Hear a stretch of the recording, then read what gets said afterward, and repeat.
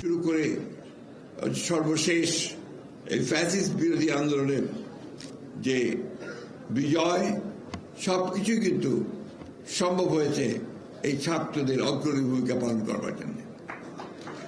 আমাদের সব মিটিংয়ের মধ্যে, বক্তব্যের মধ্যে আমি প্রায় বলতাম যে কোথায় ছেলেরা, কোথায় সেই তরুণেরা যারা বাংলাদেশের পরিবর্তনগুলো এনেছে, যারা বাংলাদেশের জন্য তাদের প্রাণ বিসর্জন দিয়েছে, যারা ভ্যানগার্ডের ভূমিকা পালন করেছে।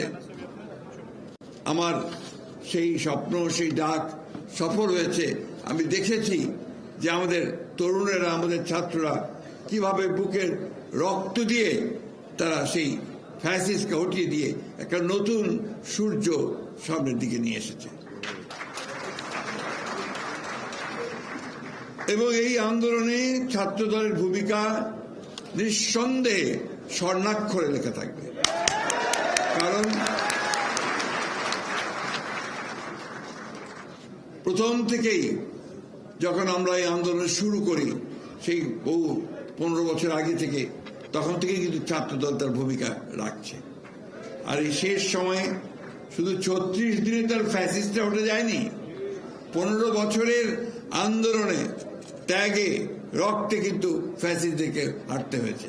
হ্যাঁ, অবশ্যই এই 36 দিন ছিল একটা চূড়ান্ত যে আন্দোলন, সেই আন্দোলনের শেষ পর্যায়ে।